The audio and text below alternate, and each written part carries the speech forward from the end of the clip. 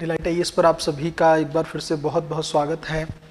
तो आज हम लोग इस टॉपिक पर बात करने वाले हैं कि देखो बहुत सारे लोग ऐसे हैं जो यूपीएससी का फर्स्ट अटेम्प्ट अभी 2025 में देंगे, है ना। तो उन लोगों को कौन कौन सी बातों को ध्यान में रखने की ज़रूरत है, और इवन मैं ये भी कहना चाहूँगा कि क्या सीधा आपको यूपीएससी के प्रीलिम्स एग्जामिनेशन में ही बैठना चाहिए या उससे पहले किसी और पेपर में बैठकर एक बार थोड़ा बहुत एग्जाम हाल के बारे में चीज़ें समझ लेनी चाहिए, है ना। तो इस टॉपिक को लेकर थोड़ा सा हम लोग गहराई में बात करेंगे। सबसे पहली चीज़ तो ये जो बात है ये उन लोगों के बारे में खास करके ज़्यादा है जो लोग यूपीएससी 2025 में, है ना, 2025 में जिनका पहला प्रयास होने वाला है। पहला प्रयास उनका 2025 में रहेगा। तैयारी चाहे वो 1-1.5 साल से कर रहे हों, कुछ समय से लगे हों, लेकिन पहली बार जो एग्ज़ाम देने जा रहे हैं वो 2025 में जो मई में एग्जामिनेशन होने जा रहा है उसकी तैयारी करने जा रहे हैं और उसमें बैठने जा रहे हैं। तो पहली चीज़ तो ये है कि इसके क्या मतलब, क्या आपको सीधा एग्ज़ाम में ही बैठना चाहिए या उससे पहले एग्ज़ाम देने की ज़रूरत। तो सबसे पहली चीज तो मैं ये कहूंगा कि देखो इसको लेकर ना कुछ रूमर्स भी हैं, कुछ अफवाहें भी हैं कि भाई देखो अगर आप मान लो सीधे ही यूपीएससी के एग्जाम हॉल में बैठते हो तो उससे आपको नुकसान देखने को मिलता है। आपको ओएमआर शीट को लेकर चीजें नहीं पता होती हैं, आप एग्जामिनेशन का प्रेशर जो है वो बहुत अच्छे से डील नहीं कर पाते हैं, आपको सुबह उठने में प्रॉब्लम हो सकती है, आप हड़बड़ी ज़्यादा कर सकते हो ओएमआर शीट को फिल करने में, आपको नेगेटिव मार्किंग को लेकर, सवालों को लेकर एक आइडिया ना हो। तो ऐसी बहुत सारी चीज़ें हैं। और सबसे बड़ी चीज़ है कि एग्जाम हॉल में या जो परीक्षा का जो हॉल है जहाँ पे आप एग्जामिनेशन दे रहे हो वहाँ पे एक तनाव का जो माहौल होता है उसको आपने फेस नहीं किया होता है। ऐसी कुछ बातें जो हैं इसको लेकर कही जाती है। तो देखो मैं आपको एक चीज नॉर्मली कहना चाहूंगा, देखो दोनों ही चीजों के दोनों पक्ष, ध्यान से इस बात को समझिएगा कि अगर आपने मान लो यूपीएससी का एग्जाम है मई में, है ना, 25 मई को एग्जामिनेशन होना है और उससे पहले आपने एग्जाम नहीं दिया है और उससे पहले अगर आपने कोई एग्जामिनेशन फिल कर रखा है जैसे यूपीपीसीएस वगैरह है, बीपीएससी है ना, या फिर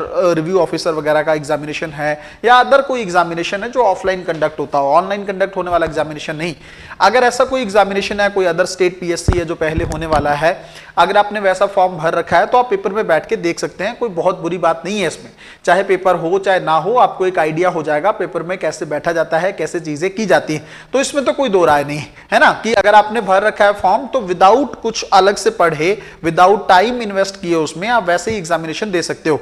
जो लोग यूपीपीसीएस की तैयारी कर रहे हैं या बीपीएससी ऑलरेडी कर रहे हैं, जिनको लगता है कि नहीं उनका एक अच्छा कमांड है एग्जामिनेशन को लेकर, वो लोग तो अच्छे से एग्जाम देंगे। इसको लेकर मैं पहले बता चुका हूं आप लोगों को कि यूपीएससी के साथ साथ आप यूपीपीसीएस या बीपीएससी या रिव्यू ऑफिसर को कैसे, जो अभी होने वाला है एग्जाम, उसको कैसे मैनेज कर सकते हो, आप उस वीडियो को भी देख सकते हैं। तो अगर तो आपने फॉर्म फिल कर रखा है तब तो आपको कोई प्रॉब्लम नहीं है, आप उस एग्जामिनेशन में बैठ के देख लो।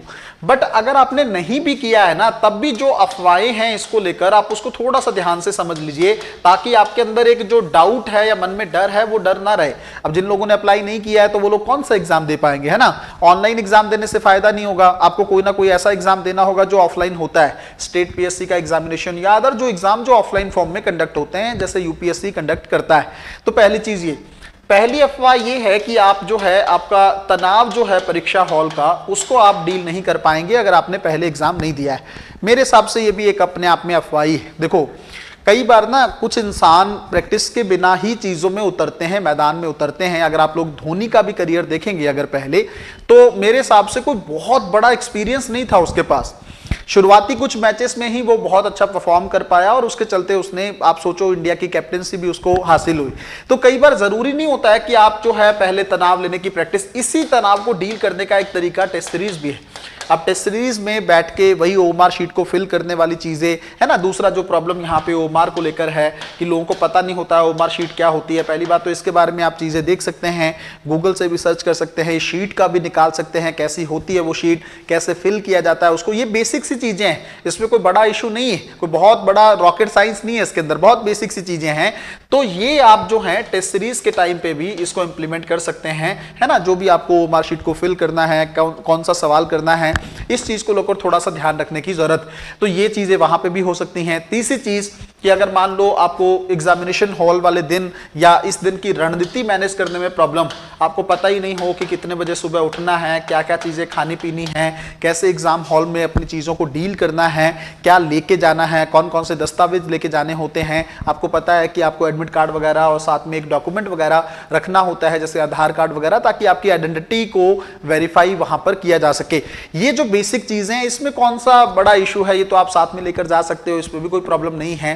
तो जो लोग ये कहते हैं ना कि यूपीएससी में अगर आप पहली बार एग्जाम देने जा रहे हो तो आप तनाव को डील नहीं कर पाओगे, हाँ एक समय प्रबंधन को लेकर भी चीज रहती है कि आप टाइम को मैनेज नहीं कर पाओगे, है ना, समय प्रबंधन भी अच्छे से नहीं कर पाओगे अगर आपने पहले से चीजें नहीं की होंगी। देखो ये भी टेस्ट सीरीज के माध्यम से किया जा सकता है ना। बस फर्क इतना है, ये जो टेस्ट सीरीज आप करो, ये वाली जो टेस्ट सीरीज वाला काम आप करो, इसको आप ऐसे ट्रीट करो जैसे आप एग्जामिनेशन हॉल में बैठे हो। ये तो मैंने कितनी बार आप लोगों को बताया है कि टेस्ट सीरीज को इस तरीके से नहीं लेना है। बहुत ज्यादा टेस्ट सीरीज चाहे ना दो, पागलों की तरह ये टेस्ट देना है वो टेस्ट देना है, इतना मत दो ताकि डाइवर्ट ना हो जाओ। लिमिटेड टेस्ट ही दो, लेकिन ऐसे दो जैसे आप एग्जामिनेशन हॉल के अंदर बैठ के एग्जाम पेपर दे रहे हो। ये चीज ना बहुत कम यूपीएससी के एस्पिरेंट कर पाते हैं, है ना, देते हैं घर पे। अच्छा कुछ लोग क्या करते हैं ना, टेस्ट सीरीज को जिस तरीके से दिया जाता है, कुछ लोग क्या करते हैं कि भाई कंबाइंड टेस्ट होता है लेकिन उसमें 10 क्वेश्चन अभी अटेम्प्ट कर लिए, 10 क्वेश्चन शाम में कर लिए, 20 क्वेश्चन अगले दिन कर लिए, पूरा 2 घंटे का टाइम लगाकर टेस्ट नहीं देते हैं, तो फिर आपको दिक्कत हो सकती है। फिर ये सारी चीजें आपके लिए रिवर्स वर्क कर सकती हैं, आपके अगेंस्ट हो सकती हैं ये सारी चीजें। तो आपको अगर आप चाहते हो कि ये जो चीजें आपने पढ़ी हैं या इसको लेकर लोग कहते हैं अफवाहें हैं, मैं तो इनको यही कहूंगा, इससे बहुत ज्यादा फर्क नहीं पड़ता है। लेकिन अगर आप इन अफवाहों से बचना चाहते हो या इन चीजों का प्रभाव आपके एग्जामिनेशन हॉल में ना पड़े, ये आप चाहते हो, तो आपको क्या करना होगा, टेस्ट सीरीज को इस तरीके से डील करना होगा जैसे आप एग्जामिनेशन हॉल में बैठे हो। अगर आपको टेस्ट नहीं देना, आप यूपीएससी के जो प्रीवियस ईयर के पेपर है उसमें भी 2 घंटे का टाइम पीरियड लगाकर प्रॉपर एक जैसे एनवायरनमेंट होता है कि हाँ बीच में उठना नहीं है, डाइवर्ट नहीं होना है, फोन को नहीं चलाना है, इस तरह के माहौल के साथ और ज्यादा डिस्टर्बेंस ना हो, इस तरीके से चीजें आप कर सकते हो। इससे वो सारी चीजें हो जाएंगी जो इसके अंदर आपको चाहिए। रही बात की ओएमआर शीट में गलतियों को लेकर, देखो वो तो अच्छे अच्छे लोगों से हो जाती है ना। ओएमआर शीट को लेकर जो मिस्टेक्स होती हैं वो तो ऐसे लोग भी करते हैं जिन्होंने 3-4 एग्जाम दे रखे हैं, यूपीएससी में ऑलरेडी तीसरा अटेम्प्ट है, चौथा अटेम्प्ट है, उन लोगों से भी ये गलतियां हो सकती हैं। तो इसमें कोई बड़ी चीज नहीं है, आप घर पे ही ओएमआर शीट को खरीदिए, है ना, मिल जाता है टेस्ट सीरीज के लिए, आप यूज कर सकते हो मार्केट में, कहीं पे भी मुखर्जी नगर हो या ओआरएन में हो, आपको नॉर्मली मिल जाता है। आप ऑनलाइन भी इसको मंगा सकते हैं, इसके माध्यम से आप प्रैक्टिस करके अपनी चीजों को तैयार कर सकते हैं। तो जो ये चीज कही जाती है कि फर्स्ट टाइम में अगर आप मेंस में बैठ रहे हो या प्रीलिम्स एग्जामिनेशन में बैठ रहे हो, और अगर ऐसे बच्चे बहुत ज्यादा हैं भी, क्योंकि आपको पता है बहुत सारे लोग फर्स्ट अटेम्प्ट देते हैं, है ना, कई बार जिनका पहला ही अटेम्प्ट होता है एग्जामिनेशन में, जिनके 2-3 अटेम्प्ट हो चुके हैं तो थोड़ा सा एक कॉन्फिडेंस उनके अंदर आ गया होता है कि हाँ मैं ऑलरेडी जा चुका हूं पेपर देने, या स्टेट पीएससी का एग्जाम भी मैंने पैरेलल दिया है, उनको दिक्कत नहीं होती है। बट जो फर्स्ट टाइम जा रहे हैं उनके मन में एक डर होता है, उस डर को ही मैंने दूर करने का प्रयास किया है। इस तरह का डर रखने की कोई जरूरत नहीं है ना, बस अपने मन को शांत रखिए। ये एग्जामिनेशन हॉल में बहुत ज़्यादा ज़रूरी है। एक दिन प्रॉपर वीडियो एग्जाम हॉल को लेकर हम बनाने वाले हैं कि कैसे आपको, आपका रूटीन क्या होना चाहिए, कैसे आप एग्जामिनेशन हॉल में जाएंगे, वहाँ पर जाकर सबसे पहले क्या चीज़ करनी चाहिए, जब सब कुछ एक डिटेल वाली वीडियो हम आपको देंगे जिससे आपका पेपर में जो एग्जाम हॉल की स्ट्रेटजी है वो प्रॉपर तरीके से प्रिपेयर हो जाए। तो मैं यही कहना चाहूँगा, डर रखने की ज़रूरत नहीं है, टेस्ट सीरीज के थ्रू अपनी इस चीज़ को प्रैक्टिस कर लीजिए और थोड़ा शांत मन एग्जाम हॉल में रखिएगा। किसी तरह की कोई टेंशन आपको वहाँ पे नहीं होगी, कोई गलती वहाँ पे नहीं होगी। मिलते हैं अगली वीडियो में, तब तक अपना ध्यान रखें, अपनी पढ़ाई को बहुत अच्छे तरीके से करते रहें। बहुत बहुत धन्यवाद।